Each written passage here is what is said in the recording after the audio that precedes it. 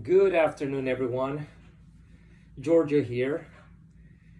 And first and foremost, just hope everyone is doing well and keeping safe during this time. One of the questions I get to be asked most of the time on the tennis court is how to choose the right equipment. So I'm going to go over some equipments for you, and hopefully this be a way for you to choose the best equipment for you or for your child. First of all, there is a tennis racket. Most adult-sized tennis rackets are 27 inches long. They come in a variety of shapes and sizes. The most common one right now is 100 square inch. And you can go up to perhaps 120, and I believe there's 125 square inch racket. And you can go as low as a 90 square inch racket. But most common is 98 to 100. How do you choose what's the best one for you? The bigger the head, the more power you're going to generate from the racket. The smaller the head, the best control you're going to have for your racket.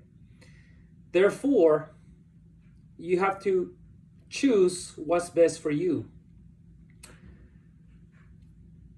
Would you like power? Would you like control? Well, you can go in between 97, 98, up to 100, which is, once again, the most common size. Also, you can look at the thickness of the frame. The thicker the racket, the stiffer the frame. The thinner the racket, the more flexible the frame. What do you get from a thicker frame? Once again, you generate a lot more power. The thinner the frame, the more control you get less power. So you get to choose what are you looking in your game. In most cases, the better player you are, the smaller the head size and the thinner the frame. The more recreation players might go with a little larger head size and a little bit thicker of a frame. Now, you also have heavy rackets and light rackets. I think the biggest misconception is, especially as a beginner player, we like to go with the lightest racket as possible. But if you choose a very light racket, let's say about 8 ounces, 8.5 ounces, you as a person have to do more of the work yourself. The racket has less of the work.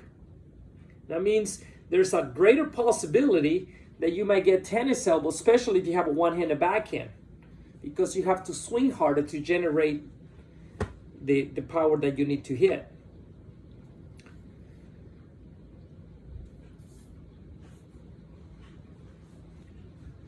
Excuse me, this is my first time doing a video, so I'm gonna have to pause here once in a while. So if you have problems with your elbows, I would not recommend too stiff of a racket. Try to get something more flexible. Don't try to get too heavy if it's too heavy for you to handle it. But the heavier the racket, actually, the racket does more of the work for you. You have to do less of the work. So you have to balance, see what's best for you again. Normally, I would say for most players, especially in the 3.5 to 4.0, 4.0, 4.5, you want something between 10.4 and 11.1 ounces. Pros goes up to 12 or even higher. The more experienced you are, the heavier. The less experienced, a little bit lighter. You might consider a 9.9 ounce, but I would try not to get lighter than that. And then for children racket comes in different sizes. 19 inch, 21 inch, 23 inch, 25 inch, and 26 inches. The best way for me to tell what size your child needs, if you would have your child standing up straight, make sure they're not looking down like this. Just keep their head straight, looking forward. Don't bend your shoulders down. Hold the racket like you normally would in a racket. Don't choke up on it. And just hang it loose to the side. And if you can see, this racket goes approximate to where my ankle is. If you have a child and the racket goes shorter than your ankle, then it's too small for that child. If it goes beyond, then it's too big for them. So just let them stand still and just hold the racket down loose and stand up straight. And then you see approximately what's the best size for your child is. 19-inch, 21, 23, and 25 come on only in one grip size. You don't have to worry about the grip size. 26 inches now come in two different grip sizes. A 4 and a 4 1/8. Just an eighth of a circumference difference. See what's best for them. Adult sizes come in 4 different sizes. 4 1/4, 4 3/8, 4 1/2, and 4 5/8. Now there are many ways how do you choose the right grip size. The best way I've come up to is try every grip, go as the largest grip that you can handle, and then drop one size.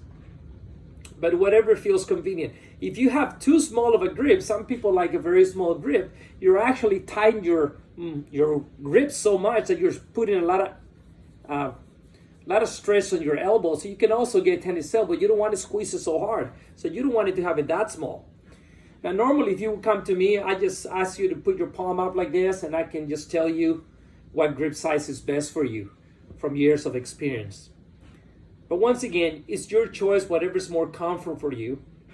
I would just sort of recommend so you can have least amount of injury possibility.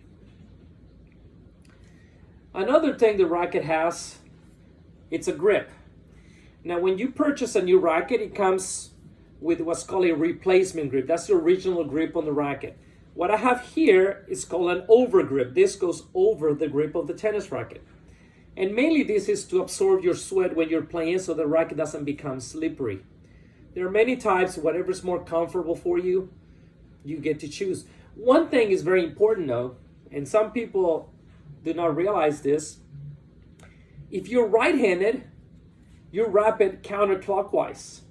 If you're left-handed, you wrap it clockwise. So whenever you have somebody install a grip for you, make sure it depends on which hand you're dominant or play with.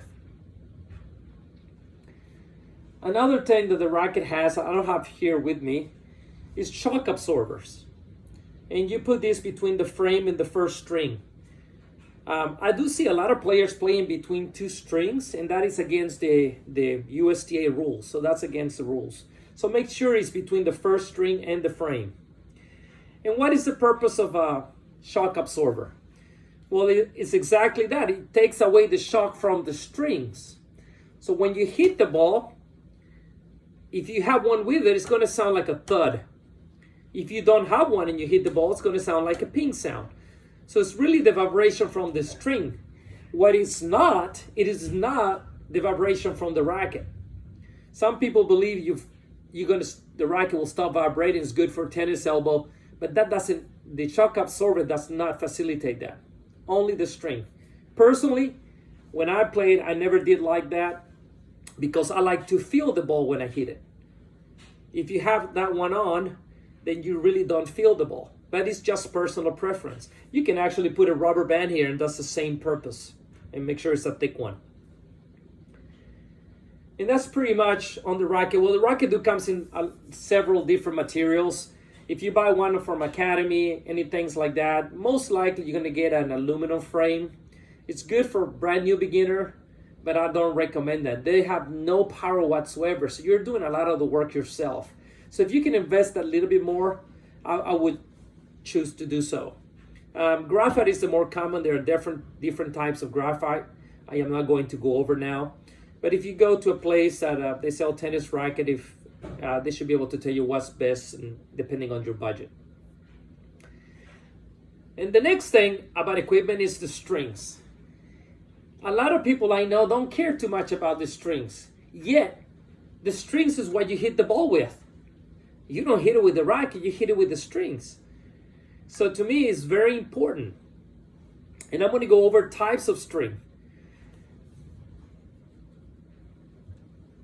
The first string is just a plain hard synthetic. Actually, there's a nylon string also, which is probably the least expensive string you can buy, usually the thickest. And those are usually what comes pre-strung with a racket. I do recommend, if you're going to make an investment on a tennis racket, do not buy a pre-strung racket. Buy one that is unstrung and choose the best string for your type of game.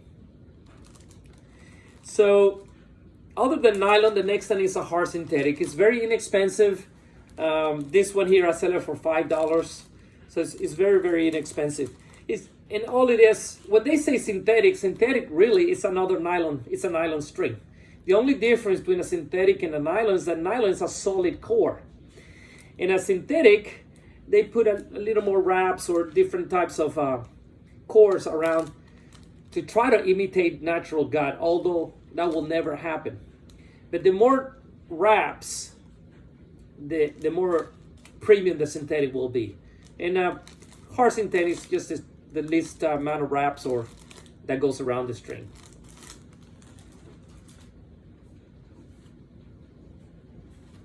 The next type of strings is a softer synthetic, or it could be a co-poly. Co-poly is a soft polyester string. It's a little more expensive. This one runs about $10 here. And this, if you want to have some durability and at the same time to be soft on your arm and get some good feel on the ball. Now, the most popular string in the market is polyester. I sell this one for about $15. Polyester is a very durable string. So if you're a hard-hitting player, you break a lot of string, this is a very good choice. However, there's a misconception about this, especially with juniors. Juniors, high school players, collegiate players, they tend to break a string so often, so they always try to get a polyester string so they don't have to change the string as often, which makes a lot of sense because it could be very costly, especially if you play a lot of tournaments. But what people don't know, polyester strings, number one, is very stiff. So it's going to put some pain in your arm. Secondly, polyester string loses its tension very quickly. You can string a racket right now at 50 pounds and 30 minutes later it's 45 pounds. Now, the reason the pros are choosing this string, obviously, is because they get a lot of spin. But they restring the racket so often. They don't wait like until it breaks. When I used to string for the professional players, they would bring me like 10 rackets. They would practice, and right after practice, even if you only play with 2 rackets in practice, they will bring back all 10, and I would have to restring all 10 again. So to keep them fresh, because that's how quickly it loses tension. So yes, in the long run, you might save money for not stringing as well, but you're not having a quality performance out of the string. So it's up to you if you want longevity or if you want performance.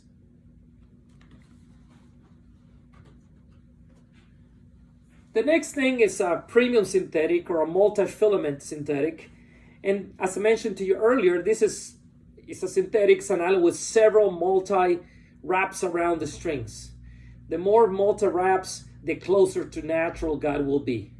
So it's very easy on your arm, you get better performance.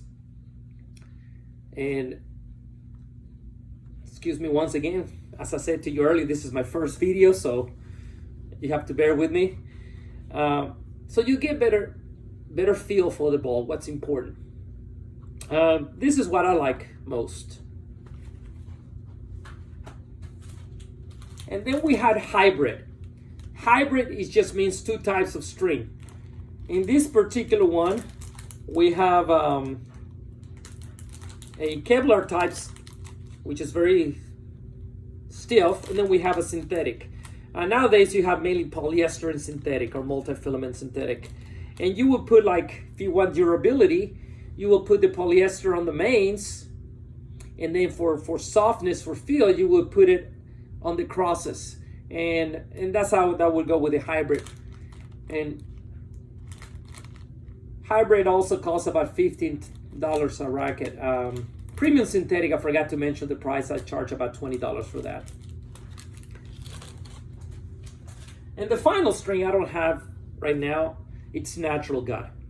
When I used to play tennis, that is what all the pros used to do. It is the most resilient string that you can find. It gives more, it's good for your arm. It's just the best, but it's costly. Usually the string I sell it for $40 a pot. You don't see that nowadays. When I used to play, people didn't buy that, number one, because of how costly it is, but also the humidity and rain ruins the strings. So it didn't last very long. But technology has changed nowadays that they put a coating so it will protect from the humidity or for water in case it's raining. It doesn't get wet. So you don't have that problem anymore.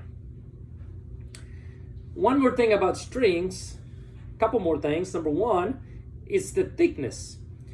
And it comes in 15, 15L, 16, 16L, 17, 17L, 18. I think I've seen 18L. Now L is just in between. So a 15L is between a 15 and a 16. The smaller the number, the thicker the string is. The thinner the number, the larger the number, the thinner the string is. Most players will play with it with a 16, 16L up to a 17. If you want it to last longer, obviously choose a thicker gauge. If you want it to have better feel, more power, go for a little thinner gauge. Once again, it all depends on your budget, depending how often you break strings. You can break strings for a lot of factors. You can break string because you hit very powerful shots. You can break string because you put a lot of spin on the ball. Also, the ball picks up a lot of particles, dirt, and that rubs on the strings, and you can break a string for that. And also, you can break string if somebody didn't string it properly.